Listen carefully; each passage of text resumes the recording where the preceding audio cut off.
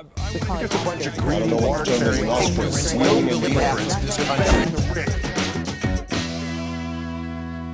Hello and welcome to this special conversation. I'm Tony Katz. We have a fantastic interview with Brian Anderson, the editor of City Journal, a project of the Manhattan Institute, coming up. But joining me right now, the one and only Stephen Kruiser, young man. Hello, Tony Katz. How are you? Let us get to the headlines. The New York Times has decided. Go ahead. Don't let. Oh no! When I say New York Times, that's you got to wait for the rest. Okay.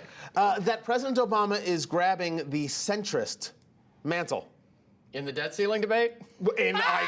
I guess whatever it is they want him to be. If you define the center as the right has just moved to Venezuela and the left has just moved to the Soviet Union circa 1958, then I guess, yes, he's grabbing the centrist mantle. I hate to break it to you, but the left has moved to Soviet Union circa 1958. Haven't you noticed? Because after 2 years of Obama, that's the only place they can afford to live. There you go. Well done. What do you got? Wisconsin, the recall elections are starting now. They want to get rid of all the Republican legislators who have tried to bring the state back to some fiscal sanity. I love it that the left always wants to get rid of the people who actually work for a living. I think that's fantastic. Good for them. Well played. Is this really going to go anywhere? In the end result, anybody get recalled? I think that after you and I have lived in California for so long, we should never underestimate the stupidity of the electorate when it comes to things like this. Touche. Although I would never call them stupid, I would call them wonderful people who That's I why love. I'm here. I'm here. He's a little more conciliatory than I am. CBS, and a headline from a local CBS, Los Angeles CBS, on the headline, they refer to it as the Obama Depression. Has Obama really lost the MSM? There are signs that he's starting to a little. Of course, the New York Times is out there as the stalwart, still most in the can for him. But I think you know on Cruiser Control, which you can see here on PJTV on Fridays, we do a thing called "It's Not Just Me Anymore," and this is more evidence of "It's Not Just Me Anymore." You can see it's because CBS. That's a pretty. Even if you're losing, this is not an affiliate. This is a network-owned. This is the former home of Katie Couric, Dan Rather, and Harry Smith. And the LA one is a network-owned one. It's not an affiliate. So yes, I think it's significant. Next up, Ron Paul has said he's not going to seek re-election to Congress so he can concentrate fully on winning the presidential nomination. Fully on losing the presidential nomination. So is Pawlenty quaking in his boots right now? Well, Pawlenty is actually eyeing moving to Texas because maybe he can win something. No, Pawlenty doesn't bother. And the idea that Ron Paul is now putting his all into this, now it's serious? What the hell have I been told for the past couple of election cycles that it was serious? All of a sudden now he's a serious man. That's a very good question, but what I'm curious about now is, do you think this can actually mobilize that online presence he's had for so long that doesn't seem to translate into the polls? Do you think he can get out there and hustle that? I think he's put it in a context of now or never. And I think that his supporters have to accept the fact that it's now or never. The important question is, do you think that they can suddenly substitute his son and no one will notice? No, his son's a much different man, and I don't compare the two. But let us be done with the headlines, and let's get to today's interview. Joining us now is Brian Anderson, editor of the Manhattan Institute's City Journal, which you can find at city-journal.org. Brian, it's great to have you here. Thanks for being here today. Very glad to be on. Thank you. Good to see you. Absolutely. Let's start with Los Angeles, where I have lived for many years, all over this city. Joel Kotkin writes in the latest City Journal an article called Lost Angeles, The City of Angels Goes to Hell. Is that more hype than reality? The title's perhaps slightly hyperbolic, but when you look at the numbers that Kotkin lays out in that article, it's terrifying what's happened to this city really over the last decade. Yeah. This was one of the most successful job-creating dynamos in the country for a long time, really did well up until about the turn of the millennium. Growing population, diverse economy, lots of opportunities for middle-class people. Beginning in 2000, it really started to decline. Yep. And by the turn of the new millennium, the unemployment rate was above the national average. In fact, it is the third worst unemployment rate out of any major metropolitan area in the United States. Only Detroit and Riverside beat it right now. Good company. Good, nice. That's where you want to be. But think about that. Detroit is a symbol of absolute urban decline, and here's Los Angeles running fast after it to catch up in this defeat of prosperity.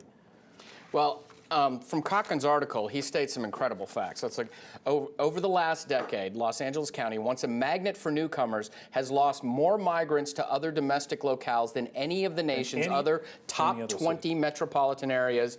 In fact, if you look at the nation's largest 52 metropolitan areas, the percentages by which their populations of college graduates grew between 2007 and 2009, you'll find that LA ranks just 37. That outmigration, as Kotkin puts it, especially when you see the low levels of college graduates, the correlation between the graduates and taxation in California seems undeniable.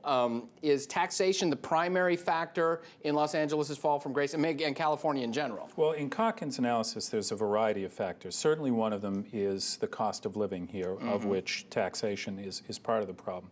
Housing costs are very high here, obviously. But the real problem is that they've killed the economy here. And they've done it, in Kotkin's view, through a variety of very bad policies, environmental regulations, which have made it very difficult to make money here. The business climate for small businesses is absolutely atrocious. The regulations are entangling. If you kill all of these avenues of opportunity, you're going to get out migration. The same thing has happened to New York as well, where we work at City Journal. Yeah. A quick follow-up before I get to you on that, though. It's in California. It seems to be that the regulation is the big news. The overabundance of regulations. I think it's a bigger problem than the taxes. Okay. Yes. I would say that that's true. In Kotkin's analysis, he really talks about this crucial disappearance of the business community in Los Angeles as an organized political force.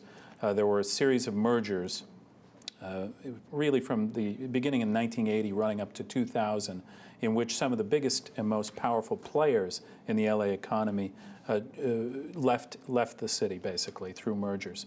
And what stepped into the void there as a political force was the public sector unions. And they have really transformed the city into one that benefits them, not the average taxpayer. I guess it's how you define the word transformed. Yeah. And now you're talking about Kotkin, you're talking about leadership in Los Angeles. He talks about the fact that Los Angeles remains one of the least hospitable places for business in the country. I remember when Obama spoke negatively about Vegas. He did it twice over the span of a certain amount of time, and the mayor of Vegas referred to him as a slow learner. Kotkin pins a lot on Mayor Villaraigosa, Antonio Villaraigosa. Is it Villaraigosa? Is it his leadership issue, or is this a Sacramento leadership issue? I think it's both, but Villaraigosa certainly has not helped matters in the city. As Kotkin makes very clear in the article, Villaraigosa is a creature of this public sector union machine. He comes out of that background. To the extent that he has pursued any kind of a business agenda in Los Angeles, it's been about downtown redevelopment, and it's been about real estate interests. And they, of course, are big political donors. But naturally, that's not a bad idea, wanting to build real estate, wanting to bring in taxpayers and things that will draw people. It's a question of where those resources, how to allocate. I think subsidizing stadia is not a very good thing. This is something that Villaraigosa has really pushed for downtown. And it kind of misunderstands the nature of Los Angeles, which is this kind of unique city which has a variety of different centers. Downtown, I think, has only 2% of the jobs in the city, something like that, Kotkin describes. So to put all of your emphasis in this area, especially in real estate, which is subject to bubbles and not always the best way to generate a healthy economy, I think Kotkin's right. It was misguided. And meanwhile, small businessmen, it's virtually impossible to start a business here unless you've got the patience of Job. It's really true. You've really got to go through numerous steps, and unless you're getting subsidies from the city or the state, you're less and less interested in coming to Los Angeles. And there you go. There you get your out-migration numbers. So LA added, I think, only 3% more population over the last decade, which was well below the national average. Yeah. And and it's dependent upon getting subsidies from a state that doesn't have any money in the first place, which is it gets a little down the rabbit hole then. You know, if California is going to rebound, Los Angeles has to be an effective, economically prosperous city. It's not a good picture right now. Here's a question I have about Los Angeles. As a longtime resident here and a longtime member of the entertainment industry, LA still does get a little bit of an artificial lifeline from the entertainment industry. No question. From the tax base it gets from the wealthier entertainers who live here, and the fact that people who want to pursue that dream will keep moving here despite the cost and pumping some money into the economy. Is there a shelf life for that now, do you see, or will we still get a little bit of push from that? I think you've lost a lot of jobs in the production of films, but the creative elites are still coming here. They still want to be around other creative elites. This is very similar to New York City, which has these kind of legacy industries like Wall Street, which continue to attract talented people. Thank God LA still has that. Thank God it has great weather. There are many advantages to its situation, which makes this economic decline all the more needless. You know, your port is also very successful still in the city. Although, you know, Villaraigosa wants to increase union costs on the truckers that service the port. This is not a very good idea. That run for Senate's going to cost a lot of money. He needs to build up. He needs to build up the treasure trove now. You get the unions, you get the real estate interests. There's your political model. Let me, Brian, move you out of Los Angeles and into the whole of California. Victor Davis Hanson, who writes for Pajamas Media, a fantastic article about California's largest environmental and business calamity, which is the Central Valley. It's the Delta Smelt, and he's a farmer. I mean, he's from this part of the world. Yeah, we call this article California's Water Wars, and partly we commissioned it so the rest of the country can understand what's going on in the Central Valley. Let me just give you a one synopsis, and there are quite a few layers to this article. How well has Hansen proven that the environmental lobby in California is completely anti-business? Well, I think it's absolutely. I mean, you've killed. Too obvious? Too soon?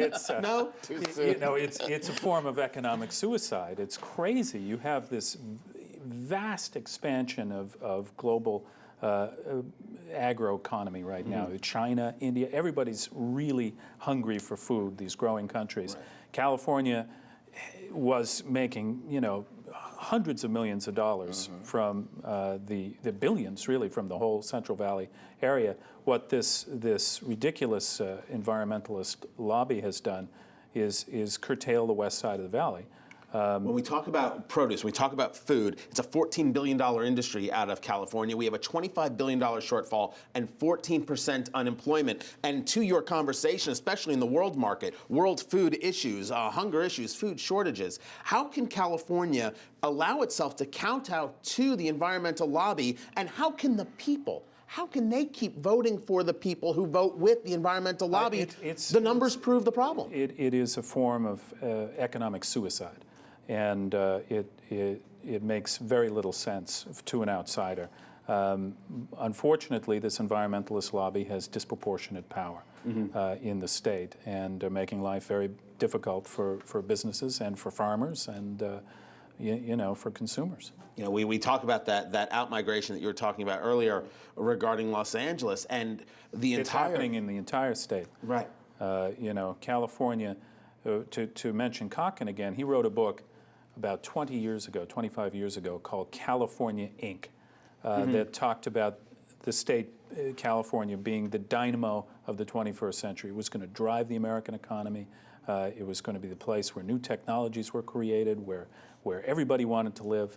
Well, bad policy, a lot of it environmentalist in inspiration, has turned that dynamic completely around. We were even commenting, one of the pictures that was up earlier was of that the girl on the surfboard. You know, a picture of optimism, and one of the fascinating things in Hansen's article is he goes back and talks about how through the miracles of hydroengineering and dam building in the 60s, with federal government help, California